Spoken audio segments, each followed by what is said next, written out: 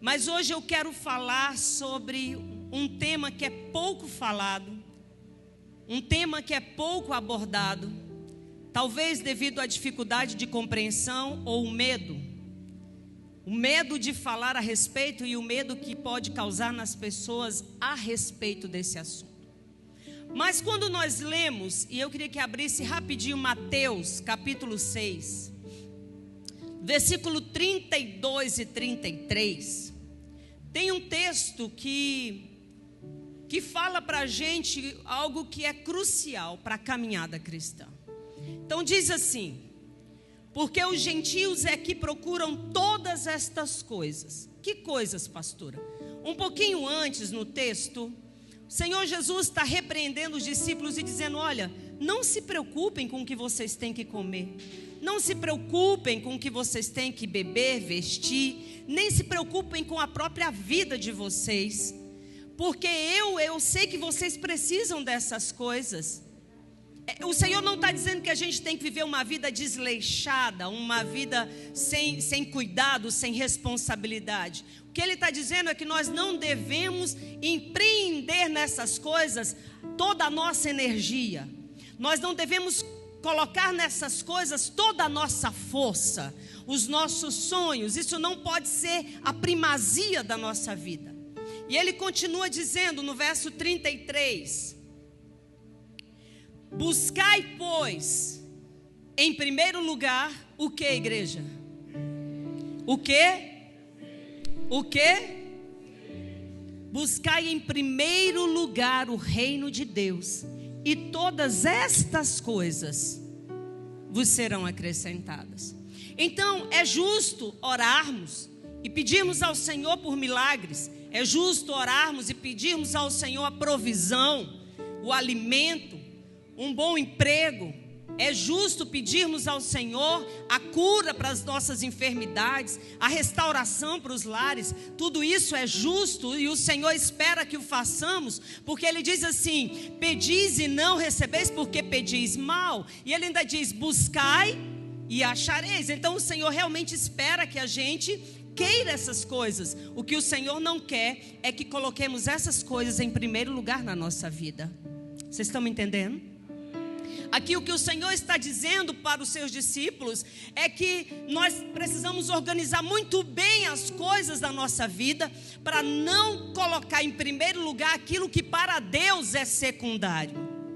E Ele diz assim: busquem em primeiro lugar o reino de Deus. A gente pode até aplicar um pouquinho aqui uma numerologia bíblica para fixar bem na sua mente. 6 é o número do homem, 3 é o número de Deus. Quando o 3 vem acompanhado uma segunda vez, é uma afirmação. Quando você vê o número 3 repetido mais 2 vezes, 3, 3, 3, é uma confirmação. Então em Mateus capítulo 6, número do homem, versículo 33, o Senhor está dizendo assim para nós: coloque o meu reino em primeiro lugar. Busque em primeiro lugar o meu reino, porque eu sei de tudo que você precisa. Eu sou Deus e eu posso e quero te dar todas essas coisas. Você recebe isso?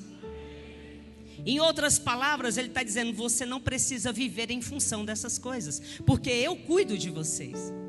Amada igreja, Jesus não morreu na cruz do Calvário e ressuscitou ao terceiro dia para nos dar essas coisas.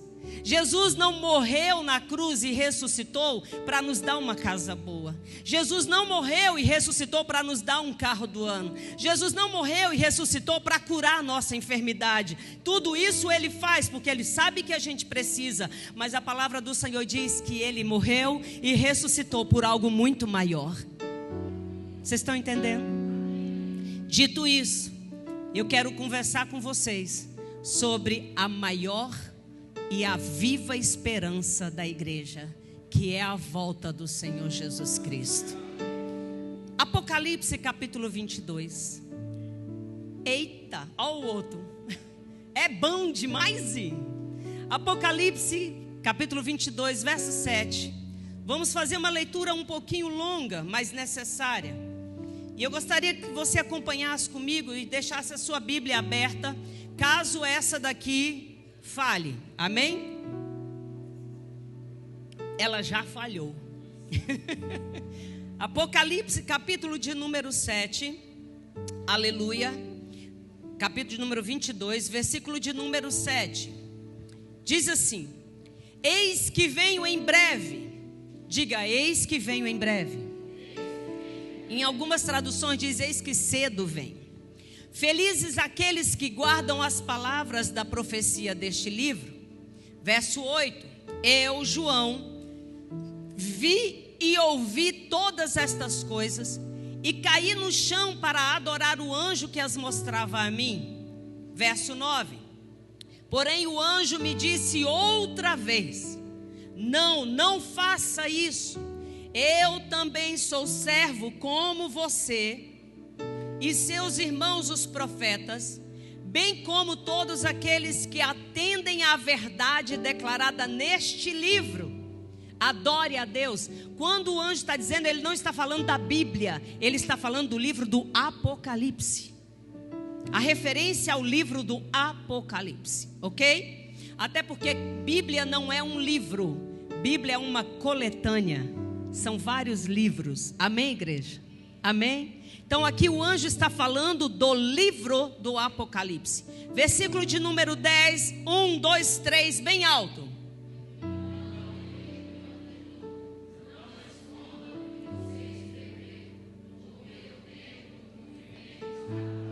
Isso é o mais alto que vocês conseguem? Bora tentar de novo. 1, 2, 3.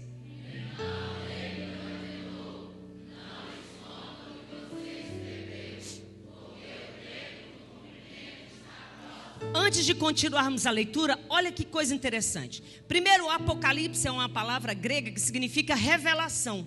Tudo que está revelado é porque já está à mostra. Sim ou não? E o anjo diz assim: não esconda. Não é para ficar guardado. Não é para ter medo. Não é para esperar. Mas é para revelar, é para você mostrar, é para você falar. Há um interesse da parte de Deus que a sua igreja, mais do que ninguém, saiba o que está escrito neste livro. Versículo de número 11. E quando chegar aquele tempo, todos os que praticam o mal o praticarão. Presta atenção.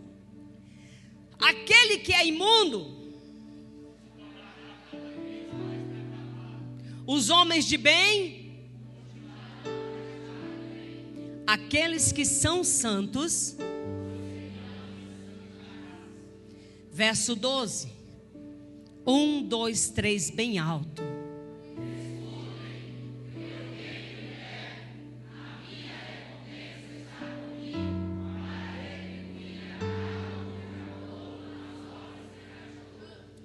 Eu sou o Alfa.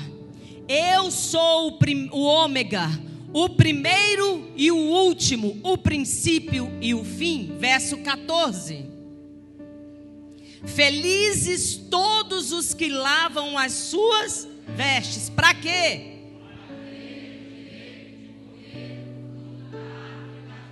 E verso 15. Do lado de fora da cidade estão aqueles que cometem pecados nojentos, os feiticeiros, os que praticam imoralidade sexual, os assassinos, os idólatras e todos os que praticam a mentira. Eu, Jesus, enviei o meu anjo a vocês para contar todas estas coisas às igrejas. Eu tanto sou a raiz quanto o descendente de Davi, e sou a brilhante estrela da manhã. Verso 17. O Espírito e a noiva dizem: venha. Que cada um que os ouve diga: venha. Que aquele que tem sede venha. Todo aquele que quiser, que venha beber de graça da água da vida. Declaro a todo aquele que ouve as palavras do livro do Apocalipse: Se alguém acrescentar qualquer coisa ao que está escrito aqui, Deus acrescentará a ele as pragas descritas neste livro. E se alguém tirar qualquer parte destas profecias, Deus tirará a sua participação na árvore da vida e na cidade santa que são descritas neste livro. Verso 20, todo mundo bem alto. 1, 2, 3. Aquele que disse todas estas coisas declara: sim, eu venho em breve. Amém. Vem, Senhor Jesus. Queridos, esta é a maior esperança da igreja. Esta é a viva esperança da igreja. É por isso que fomos salvos. É para isso que vivemos. É para um dia ir morar na glória. Tudo aquilo que recebemos aqui na terra é perene, é perecível, é falível, é limitado. Em outras palavras, é mísero, é pouco, não vale nada diante da glória que está reservada para nós. Queridos, o que Deus tem preparado para a sua igreja é infinitamente, imensuravelmente maior. Como diz Paulo quando escreve a carta aos Coríntios, na segunda carta, capítulo 2, verso 9, ele diz assim: aquilo que o olho não viu, o ouvido não ouviu, nem chegou ao coração do homem, é o que Deus tem reservado para aqueles que o amam. Ninguém nessa terra, nem mesmo Moisés, nem mesmo Davi, que eram chegados do Senhor, conseguiram ouvir ou sentir algo a respeito do que Deus tem preparado para nós. A mente humana não é capaz de compreender. Você entende isso? Então, qualquer desejo que tenhamos, qualquer necessidade que nós tenhamos, ainda é muito pouco diante do que Deus tem reservado para a igreja. Daí nós escolhemos pelo que iremos viver. Você vai viver em função de conquistas terrenas? Ok, o Senhor te dará, porque Ele é fiel para cumprir tudo o que Ele prometeu. Você vai viver em função de uma casa boa? Isso não é nada para Deus, Ele pode te dar e Ele dá. Você precisa de uma cura física, emocional? O Senhor também, Ele é aquele que cura. Também não é problema. Você vai viver em função disso? Ok, é uma escolha. Mas eu escolho viver por algo maior. Eu escolho viver por aquilo que está reservado e que não conseguiu ser revelado ao coração de nenhum homem. Porque eu quero receber de Deus tudo que Ele conquistou na cruz para mim.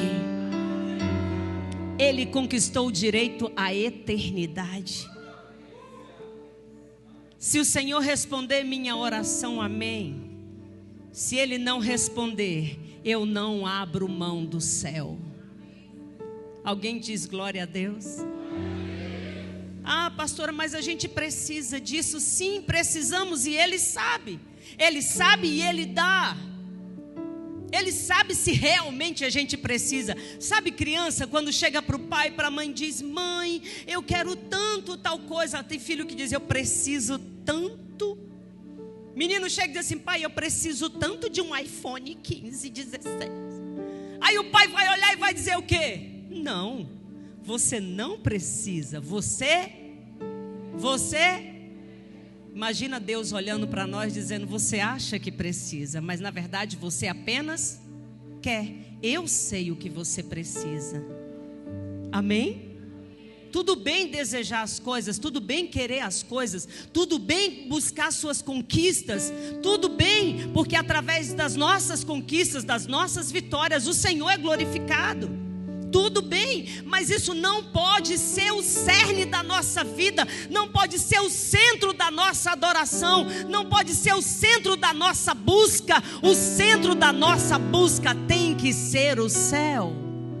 tem que ser a eternidade, porque se eu não receber as outras coisas, eu não vou desfalecer. Se eu não receber as outras coisas, tudo bem, porque eu não vivo em função disso. Se eu não receber as outras coisas, tudo bem, porque os meus olhos estão postos no Senhor, e é para lá que eu estou caminhando. Alguém comigo? Queridos, o livro do Apocalipse, ele foi escrito pelo apóstolo João. João foi o último apóstolo vivo. Dos 12 apóstolos, ele presenciou ou soube da morte de todos os outros. Ele soube do sofrimento de todos os outros. Ele soube tudo que os outros estavam sofrendo. João tinha uma escolha.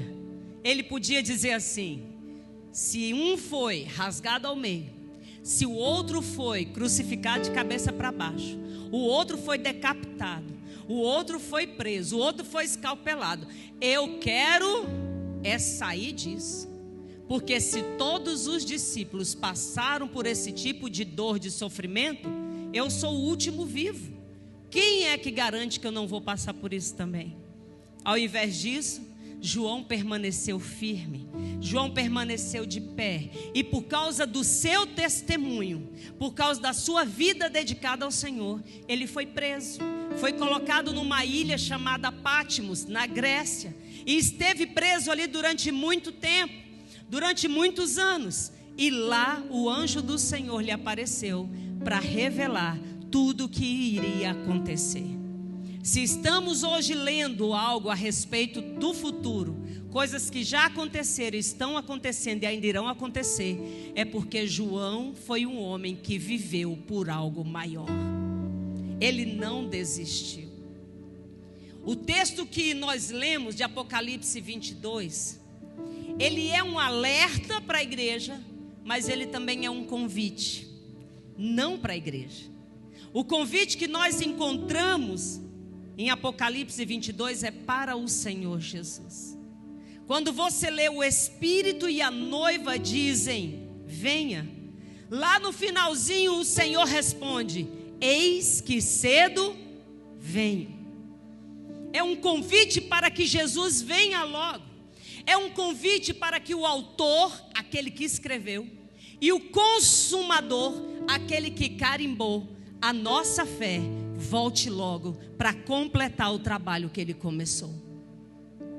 Quando nós lemos esse texto, nós podemos ver o anjo revelando e Jesus falando com João. Quem é Jesus? É aquele que viveu e que morreu por amor da humanidade. Ele viveu e morreu, mas também ressuscitou ao terceiro dia. Foi revelado em toda a Bíblia, antes de vir, quando estava aqui, depois que morreu, depois que ressuscitou, ele é revelado. Mas agora em Apocalipse ele é revelado como o grande rei do universo. Ele agora é revelado como aquele que venceu. Ele agora é revelado como aquele que tem a chave de todo o universo em suas mãos. É aquele que ele auto se proclama a brilhante estrela da manhã. Ele diz, eu já resolvi tudo. É tipo assim, quem manda no pedaço sou eu. Ninguém mais pode me subjugar. Eu sou o Senhor de todo o universo. João tem a revelação plena do Senhor, o autor e consumador da nossa fé. E ele está dizendo, eis que cedo vem.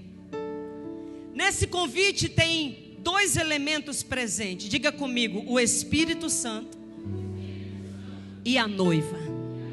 Para muita gente, a noiva do Cordeiro não é fácil de ser compreendida. Mas eu quero falar com você primeiro sobre o Espírito Santo. O Espírito de Deus esteve presente na história da terra desde o início. Lembra quando Noé constrói a arca? E depois de todo o tempo de temporal, de dilúvio, mais um bocado de tempo para as águas baixarem, Noé pega um corvo e solta, e o corvo não volta, porque o corvo encontrou alimento para ele. Ainda tinha muita carne em putrefação, tinha muita podridão ainda sobre a terra. O corvo não volta. Então Noé pega a pomba e solta a primeira vez. A pomba vai, dá o seu rastreio e volta para a arca. Aí a Bíblia diz que Noé solta a pomba, a mesma pomba, não é outra pomba, a segunda vez. E a Bíblia diz que aquela pombinha volta com um galho de oliveira no bico. E pela terceira vez Noé solta a pomba e ela não volta mais. O Espírito Santo, ele é representado por várias figuras e uma delas é a pomba. E a Bíblia diz lá em Gênesis capítulo 1 que o Espírito de Deus pairava sobre a face das águas, como a pomba que Noé soltou. Ela deu aquele voo rasante sobre as águas, mas voltou porque não tinha um lugar para ela pousar. O Espírito de Deus pairava sobre as águas, mas não habitava na terra. Na segunda vez, quando a pombinha voa, ela volta com um galho de oliveira no bico. Fala da ação do Espírito Santo no Antigo Testamento, na Antiga Aliança. Quando o Espírito de Deus vinha sobre Israel e soprava no ouvido de reis e sacerdotes e profetas a mensagem. E oliveira é uma representação de Israel. O ministério do Espírito Santo na Antiga Aliança estava reclusa a Israel. Mas na terceira vez a pomba voa e não volta mais. Porque agora ela encontrou casa, ela encontrou habitação. Fala da ação do Espírito Santo na nova aliança. O Espírito de Deus, ele veio do céu quando Jesus subiu. E ele não voltou mais para lá, porque ele encontrou casa. Ele agora habita dentro de nós. E ele só vai voltar no dia que a igreja também for para o céu. Vocês estão entendendo isso? É por isso que o Espírito diz: vem, Senhor, porque aqui não é nossa morada, aqui não é nosso lugar. Eu estou habitando dentro de templos feitos por tuas mãos. Eu estou tabernaculando, mas nós não somos daqui. Sabe esse sonho que você tem de ir morar no céu? Sabe esse desejo que você tem de ir para o céu? Você nunca esteve lá, eu nunca estive lá, mas nós queremos ir para lá. É porque o Espírito de Deus que habita em nós, ele quer voltar para casa, ele quer voltar para o seu lar. E se você sente isso, é porque ele habita dentro de você. Ele habita no seu interior. Ele atua no meio da igreja. E é por isso que o Espírito de Deus diz: ora vem, Senhor. Senhor, vem, porque aqui não é nossa casa, aqui não é nosso lugar. O Senhor não nos fez para terminar aqui. Segundo elemento que nós encontramos aqui é a noiva do Cordeiro. A noiva, ela é uma representação da igreja lavada e remida no sangue do Senhor. Não é uma representação da igreja como um todo. A noiva é uma representação de um grupo de crentes que vive de maneira diferenciada. Um grupo de crentes que está aqui, mas sabe que ela tem um compromisso muito em breve. Ela vive de um jeito diferente, porque ela sabe que tem uma história de amor para ser consumada. Ela sabe que tem alguém que a ama e que está aguardando por ela, e ela também aguarda pelo seu amado. A noiva não é a igreja, a noiva é um grupo dentro da igreja. Por isso que o Senhor diz que estarão naqueles dias 2 no campo, um será tomado, outro deixado. 2 estarão dormindo juntos, um será tomado, outro deixado. Porque são aqueles que estão aqui, mas o seu coração, a sua esperança está lá na glória. Tudo bem se o Senhor quiser me abençoar aqui, a tua filha está pronta. Mas a minha esperança é voltar para o céu. Um lugar onde eu nunca estive, mas eu sei que eu sou de lá. Porque o Espírito que habita em mim gera em mim essa saudade, esse desejo. Alguém comigo? A história da humanidade, ela tem um começo quando Deus revela seu desejo de se relacionar com a criação. Um dia Deus está lá no seu trono, e isso está no Salmo de número 18. Deus está lá no seu trono, e então Ele quer se relacionar, Deus quer conversar, Deus quer estabelecer uma conversa, um diálogo com alguém, mas não tem ninguém que possa fazer isso, porque lá só habitam anjos, e anjo não conversa, não como nós. O anjo, ele tem apenas um sentimento de que é de adoração. A Bíblia diz que os anjos declaram: santo, santo, santo é o Senhor dos exércitos. Os anjos, eles têm um sentimento de adoração. Tem outro grupo de anjo que apenas obedecem ordens expressas do Senhor. Existe um outro grupo de anjo, uma outra categoria, que são mensageiros de Deus. Foi um desses anjos que disse para Maria que ela seria a mãe do Messias. É um anjo mensageiro. E lá no céu Deus não vê ninguém compatível com ele para um relacionamento, para uma conversa. Então, como diz no Salmo 18, verso 10, Deus decide descer na terra. Ele monta nas asas do querubim e vem até a terra. Chegando à terra, ele se assenta e começa a confeccionar aquilo que seria a matriz do primeiro homem. Deus faz o homem, como diz a palavra, conforme a sua imagem, de acordo com a sua semelhança. Alguém com quem eu possa me relacionar. Queridos, Deus faz alguém semelhante a Ele, muito parecido com Ele. E aqui começa a história de amor do Senhor do universo com o limitado ser humano. Deus cria esse amor. Deus cria a nossa história. E está tudo lindo. Ah, irmãos, tem... lá vou eu. Mas não vou cantar não. Tá aí. Aquela canção do David Keelan, que fala do Jardim da Inocência.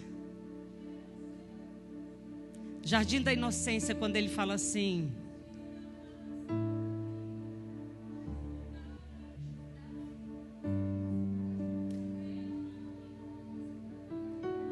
isso é Baruque. Se eu pudesse, voltaria atrás e não faria novamente o que fiz.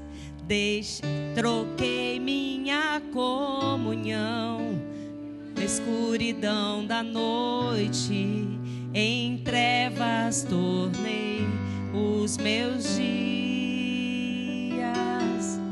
Ah, que saudade de andar contigo pelo jardim, na viração, pegar em suas mãos e voar pela imensidão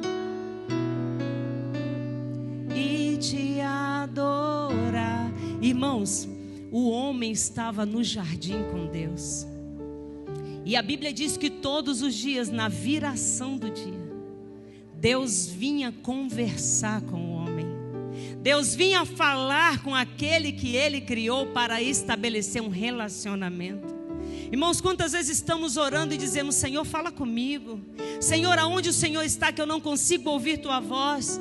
Senhor, fala comigo alguma coisa. E como é difícil ouvir a voz de Deus, sim ou não? Sim ou não, igreja? Adão tinha isso todos os dias.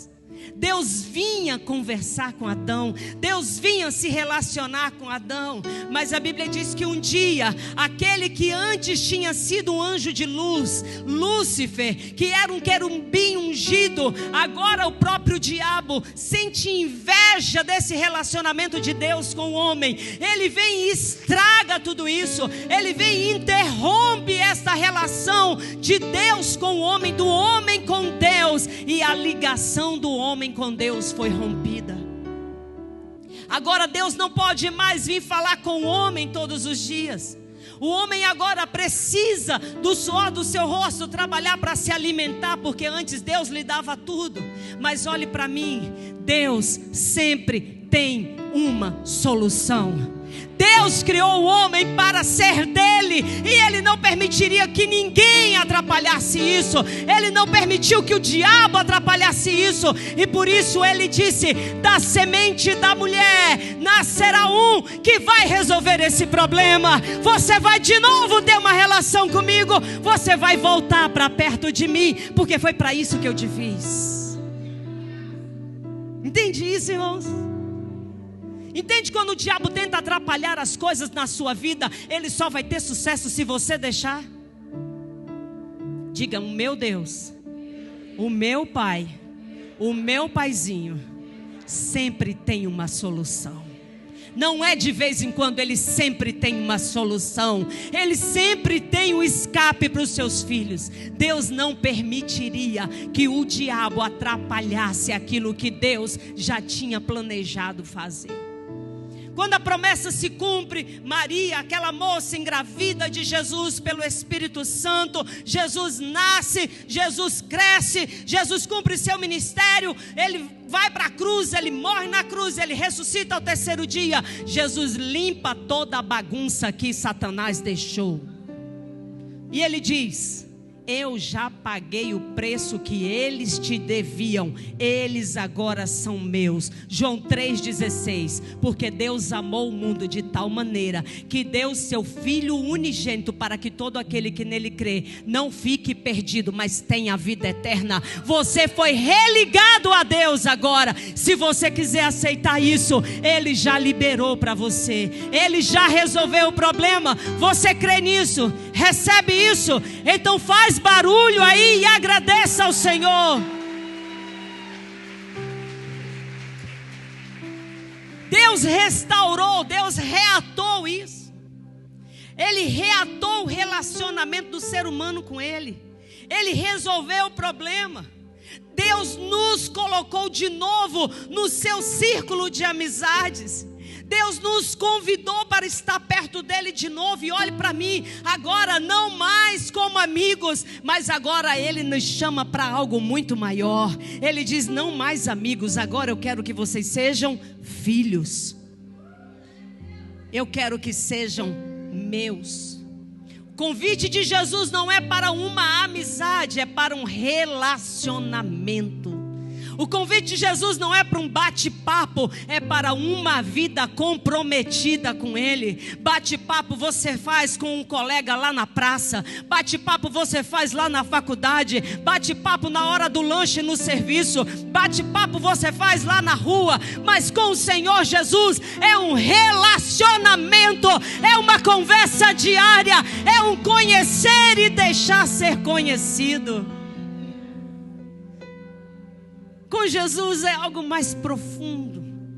Jesus não viria para morrer e ressuscitar para a gente ser amigo dele. Ele veio para que nós sejamos dele. E ele diz: agora eu sou teu e você é minha. Ah, se vocês tivessem entendido isso. Eu sou propriedade exclusiva do Senhor. Se você é, diga isso. Se você é, diga isso. Porque Ele diz: agora eu sou teu e você é minha. Irmãos, você pode vir para a igreja e manter sua vida como ela é. Um bom crente, um bom cristão. Ir para a célula toda semana, vir para o culto 1 ou 2 vezes na semana, fazer suas doações, fazer suas ofertas, devolver seu dízimo, ser uma pessoa de bom caráter, ser alguém que não envergonha o nome de Deus nem da igreja. E tudo isso é bom, tudo isso é louvável. Mas o Senhor te convida para algo muito maior. Ele te convida para um nível de pertencimento, de pertencer a Ele.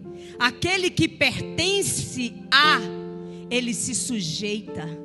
Aquele que pertence a, ele se coloca debaixo do senhorio. E ele diz: tu és o meu Senhor e eu obedeço. É um nível de relacionamento mais profundo. E o Filho de Deus agora nos pede em casamento.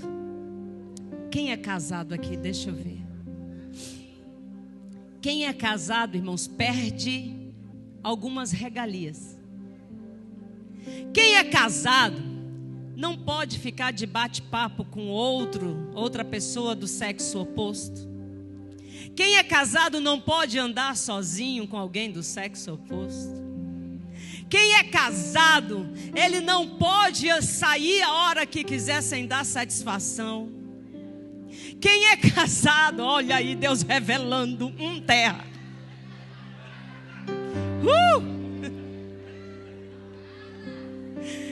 Quem é casado não pode vestir a roupa que quer,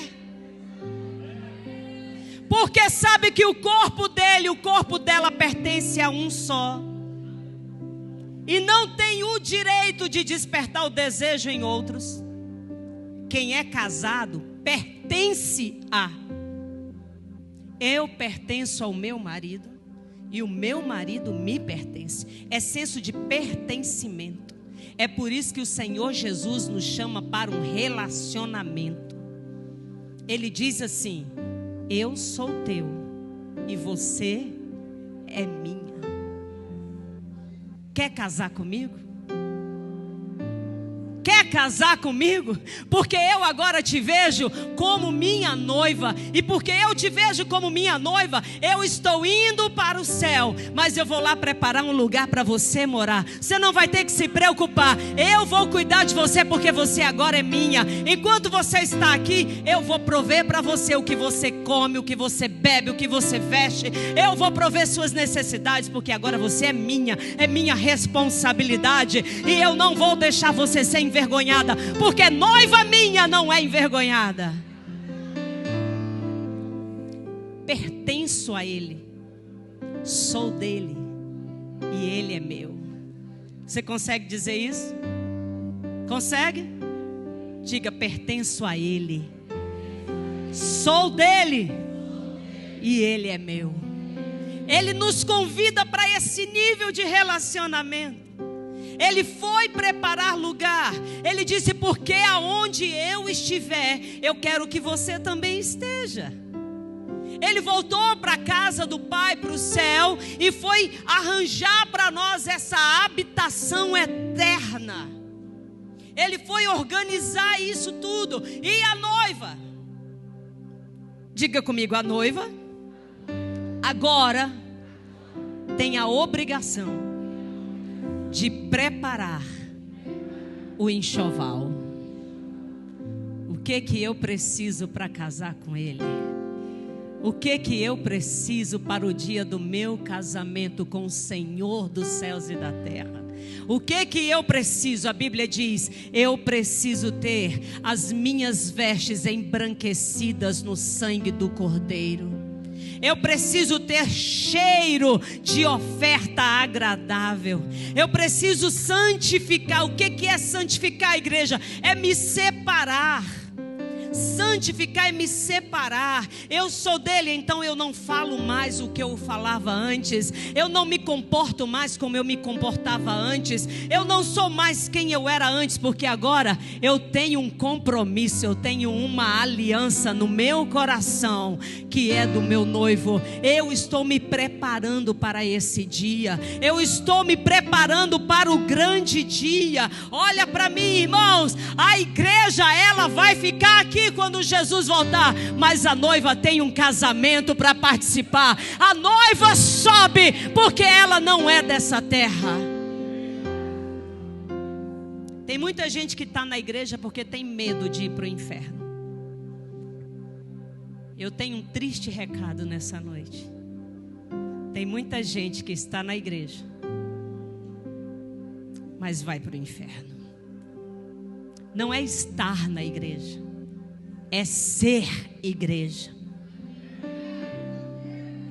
E dar um passo à frente para ser noiva do Cordeiro.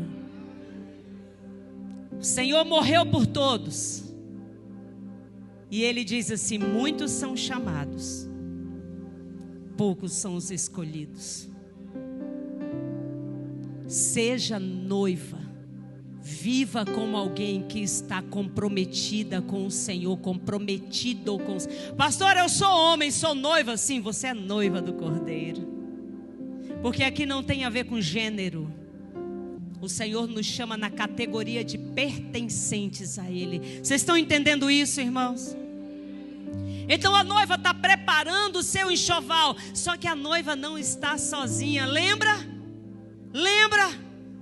Dentro de nós habita o tutor legal. O que é um tutor legal, Suzy? É aquele que é responsável por um menor. E o Senhor diz: se quiser entrar no céu, você tem que ser como uma. Não queira crescer tão rápido diante do Senhor. Nós temos um tutor legal. E Ele é o Espírito Santo de Deus, que habita dentro de nós. É Ele quem nos conduz, é Ele quem nos guarda, é Ele quem nos direciona, Ele nos orienta. Pastor, eu não ouço a voz do Espírito. Se você silenciar um pouquinho a sua alma, você vai ouvir não Ele falando, mas Ele gritando dentro de você. Sabe quando você quer fazer uma coisa, mas aí vem aquela coisinha, você sabe que está errado. Irmãos, vou falar uma coisa aqui. As irmãs, às vezes tem umas que mandam foto pra gente e diz assim, para mim, para as pastoras, para as líderes, e diz assim: pastora, o que a senhora acha dessa roupa? A minha resposta é assim: se você está me perguntando é porque o Espírito Santo já condenou você, porque Ele fala com você antes que eu possa falar. Sabe quando você se arruma à noite para ir para um lugar, mas lá no coração está assim, eu não sei. Não vá. Sabe quando você está assistindo um filme, irmãos, eu sou cinéfila. Pena que aqui não tem filme que preste. Mas quando estou num lugar, se eu viajo, gente, o primeiro lugar que eu vou é no cinema. Eu amo cinema. Amo filme. Mas eu não assisto filme de terror. Eu não assisto filme para maiores de 18 anos. Até os de 16 eu estou para baixar já a categoria, porque está feio o negócio. Quando passa uma cena, eu acelero. Perco às vezes até a ideia do filme. Por isso que eu comecei a assistir dorama. Eu estava perdendo as cenas principais do filme. Porque o Espírito Santo condena, sim ou não? É Ele falando com você. E você diz que Ele não fala contigo? Você diz que Ele não fala? Quando você fala uma coisa, você ofende alguém e na hora o Senhor fala com você e você diz: eu não vou voltar lá para pedir perdão. É porque o Senhor já disse: volta lá e conserta. E você acha que está falando sozinho? Não, você está falando com o Espírito Santo. Porque a noiva é diferente, amém ou não? A noiva tem um tutor legal que habita dentro dela e ele está cuidando dela, preservando ela para entregar ela santa e pura para o seu noivo. Ele quer entregar essa noiva santa e pura. E é por isso que nós, enquanto estamos nesta terra, preparando-nos para o dia do nosso casamento, aqui dentro o Espírito Santo está nos levando a clamar: ora vem, Senhor Jesus, Maranata, vem logo, amado meu. Volta logo, Senhor. Volta logo, que dia tu virás para nos resgatar. Irmãos, a maior esperança da igreja é a volta do Senhor Jesus. E Ele vai voltar. Vai voltar porque Ele prometeu. Há uns 30 anos atrás eu ouvi uma palavra hoje apóstola Valnice Milhomens, assistindo um programa de TV de manhã. Ela disse assim: saia lá fora e veja se o sol nasceu. E eu me lembro que ela disse assim: ainda que esteja nublado, você tem certeza que o sol nasceu. É com essa certeza que eu te digo: Jesus vai voltar. Assim como o sol nasce a cada manhã, Jesus vai voltar. Jesus vai voltar. Igreja, o livro do Apocalipse, ele não é perturbador. Não deixe o diabo mentir para você. O livro do Apocalipse, ele é esperançoso. Ele traz esperança para nós. É por isso que no texto que lemos, o Senhor afirma que aqueles que estudam esse livro, aqueles que ouvem as palavras desse livro e aqueles que obedecem o que está escrito neste livro, são mais do que felizes, são bem-aventurados. Nessa noite, eu estou fazendo de você uma pessoa mais do que feliz. Amém? Bem-aventurado.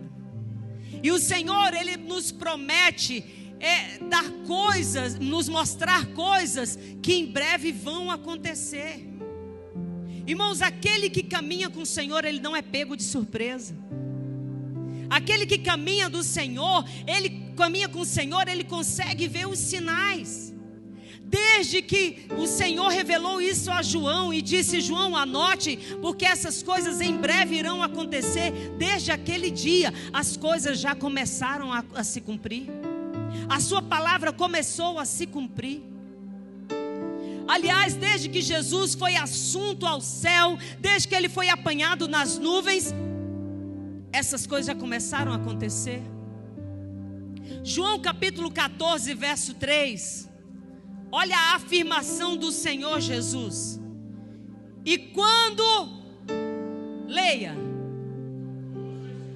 de novo, e quando, outra vez, e quando, então,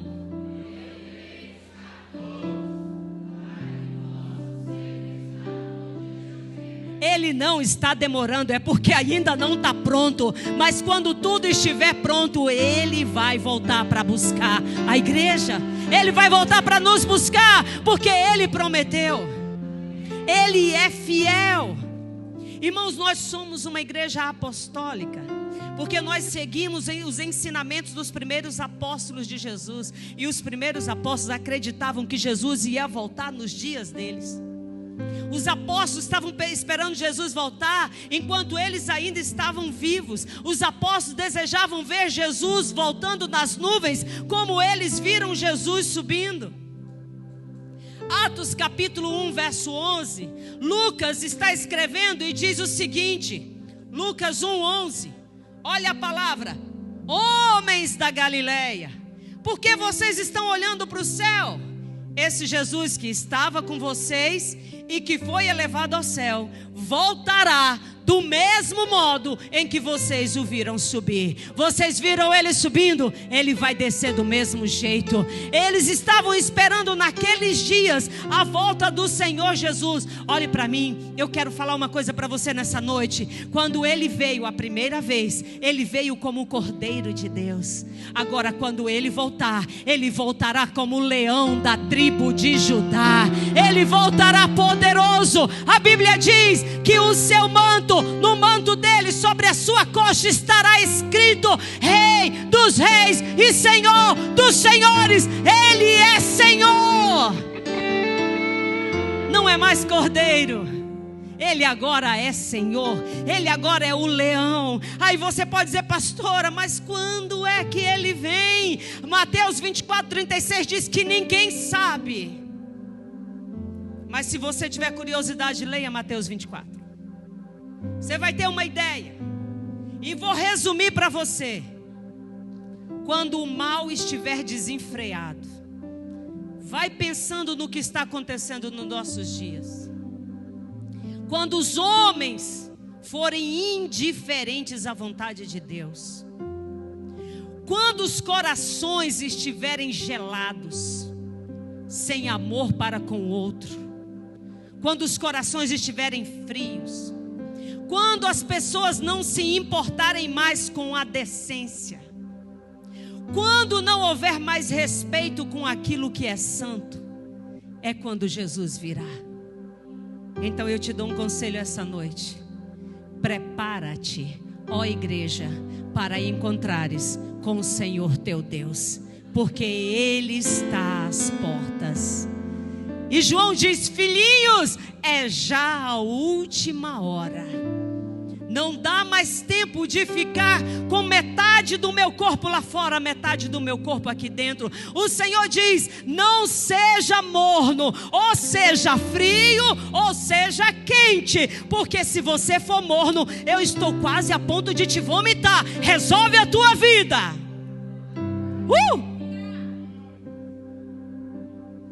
Sarta fora ou cai para dentro. Olha para o seu irmão e diga assim: sarta fora ou cai para dentro. Irmão, é tipo mergulhar de cabeça, tá entendendo? Ser radical. Um dia eu falei para alguém assim: irmão, vocês acham que eu também não tenho questionamentos? Claro que eu tenho. Eu leio a palavra e se vocês pegarem minhas Bíblias, são cheias de interrogação. Meus livros, irmão, eu sou ousada demais. Eu leio alguns autores renomados e eu sou petulante ao ponto de botar uma interrogação e botar: eu não entendi. Eu não entendi. Porque a gente não tem que saber tudo, amém? Amém? Mas existem princípios na minha vida que eu não me permito questionar. Se o Senhor disse que é assim que é. Seja radical na sua escolha de viver para Cristo. Ou você é dele, ou você não é. Decida hoje, porque Ele está às portas. Pastora, então o que eu tenho que fazer? Olhe para mim. Dentro de mim habita o Espírito Santo. Dentro de você habita? Então pergunta para Ele, porque Ele é quem cuida de você. Te desafio hoje chegar e falar: Espírito Santo, vamos ter uma conversa. Então, Senhor, isso aqui está errado. Isso aqui o Senhor aprova. Tudo bem para o Senhor isso aqui? E esteja disposto a se calar para ouvir a voz do Senhor. Um dia alguém disse assim para mim: pastora, a senhora não se incomoda de cortar o cabelo, de usar calça? Eu disse: não. Mas no dia que o Espírito Santo me condenar, se isso incomodar ele, eu paro na hora. Eu não tenho o menor problema com isso. Menor problema. Se o Senhor falar que Ele não se agrada, tudo bem, eu sou dele, eu sou a casa dele. E na casa dele quem manda é Ele, Ele faz do jeito que Ele quiser. Ele é Senhor, Ele é dono. Quem sou eu para discutir? Aí eu só digo: Senhor, então me ajuda, porque eu gosto tanto. Me ajuda a vencer isso. E Ele ajuda. 1 Tessalonicenses 4. Olha só o que a palavra do Senhor diz a partir do verso 13. 1 Tessalonicenses 4, verso 13. Paulo, escrevendo à igreja de Tessalônica, diz assim: e agora, irmãos, deixa eu colocar vocês dentro do assunto. Os irmãos de Tessalônica estavam muito preocupados acerca dos seus parentes e amigos que morriam. Eles não acreditavam na ressurreição. E então Paulo chega para eles agora e vem trazer consolo, conforto para o coração deles. Aí Paulo diz assim: e agora, irmãos, quero que vocês saibam o que sucede a um fiel quando ele morre, para que não fiquem cheios de como? Paulo está dizendo assim, ó: quando a gente perde alguém que ama muito, a gente fica triste, sim ou não? Lógico. E aí Paulo diz: mas eu não quero que vocês fiquem tristes se essa pessoa que morreu for um crente no Senhor Jesus, for um fiel ao Senhor Jesus. Verso de número 14. Visto que nós cremos que Jesus morreu e depois voltou à vida, podemos também crer que quando Jesus voltar, Deus trará com Jesus todos os irmãos que já morreram. Tem uma canção, ó, lá vou eu. Lá verei meu pai, lá verei minha mãe, lá verei Isaac. Vai.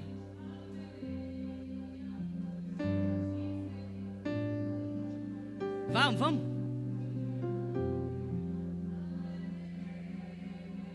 Pastor Rubens sabe.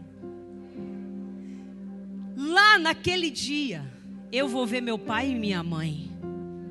Sabe o que é legal? É que eu não vou correr para os braços deles e dizer: pai, mãe, que saudade. Porque lá a palavra do Senhor diz que todos nós seremos irmãos e estaremos adorando ao Senhor.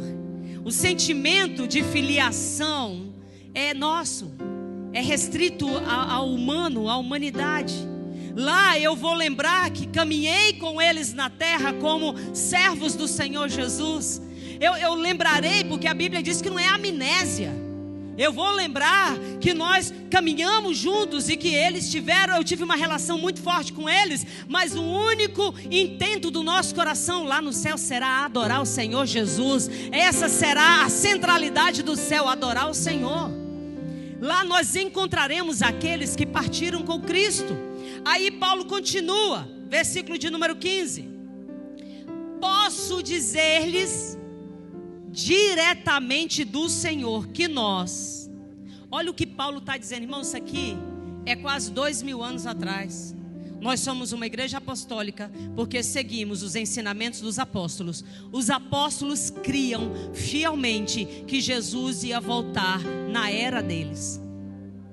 Quase 2000 anos atrás. Aí Paulo diz: nós, os que ainda estivermos vivos quando o Senhor voltar, há quase 2000 anos atrás, não subiremos para encontrá-lo antes daqueles que já morreram. Para vocês entenderem rapidamente, irmãos, é tipo assim. Logo mais adiante vai falar do cronograma do arrebatamento. E aí é tipo assim: quando a trombeta tocar e tiver a voz do arcanjo, a voz de Deus, quem morreu em Cristo está na frente, né? Está esperando há mais tempo, sim ou não? Aí eles ressuscitam. E num piscar ou numa fração de segundos que é impossível ao homem contar, os que estiverem vivos serão arrebatados juntamente com eles para encontrar com o Senhor do Jesus nos ares. E a palavra do Senhor diz: para estarmos para sempre com o Senhor. Aí continuando, verso número 16. Pois o próprio... Que Senhor é esse? É o noivo. O próprio Senhor descerá. Irmãos, eu tenho na minha cabeça uma imagem. E eu volta e meia eu lembro de novo, porque eu quero trazer isso bem vivo na minha memória. Quem já foi num casamento aí? Levanta a mão. Bem alto. A gente precisa fazer casamento nessa igreja para os outros poderem ir em casamento, irmãos. Tem gente aí que nunca foi no casamento. Precisando. Júnior! Tem que casar para a gente fazer um casamento nessa igreja.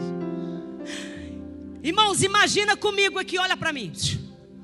A noiva está esperando Jesus aonde? Na terra. Sim ou não? Sim ou não? Aí imagina, Jesus desce nas nuvens e ele chama a sua noiva. Os anjos fazem um corredor para afastar os demônios que habitam as regiões celestiais. E a noiva passa pelo corredor, linda, cheirosa, com sua roupa embranquecida no sangue do Cordeiro, caminhando por aquele corredor de encontro ao seu noivo nos ares. E eu imagino Jesus lá do outro lado dizendo: vem, noiva minha, vem, amada minha, vem, você que foi escurecida pelo sol do deserto, como eu desejei estar com você. Esse será o casamento da igreja, os anjos fazendo o corredor e a noiva do Cordeiro passando por ele, indo de encontro ao Senhor Jesus nos ares. Se você quer participar desse encontro comigo, faz barulho, diga: Senhor, esse será o nosso grande dia, esse será o nosso grande dia. Aí continuando, versículo 17. Então nós, olha o que Paulo está dizendo, irmãos. Paulo acreditava realmente que ele ia ser arrebatado. Então nós, os que ainda estivermos vivos, seremos arrebatados, passando no corredor, seremos arrebatados até eles nas nuvens, a fim de nos encontrarmos com o Senhor nos ares e ficarmos com Ele para sempre. Verso 18. Portanto, leiam bem alto. 1, 2, 3.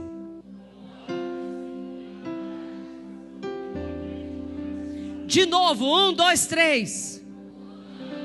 Confortem-se e encorajem-se mutuamente com essas palavras. Nessa noite eu quero te encorajar a permanecer firme na presença do Senhor. Eu quero te encorajar a permanecer de pé diante do Filho do Homem. Eu quero te encorajar a não desistir da caminhada, a não desistir da fé. Irmãos, obstáculos vêm, dias difíceis vêm. A palavra do Senhor diz que o sol vem para todos. A chuva e verão, a sol e chuva, inverno e verão, sobre todos. Mas nós estamos vivendo por algo maior. Nós vivemos para nos encontrar com o Senhor Jesus nos ares. Vai ter tempo difícil, vão ter dias quase que impossíveis, mas você está vivendo por algo maior.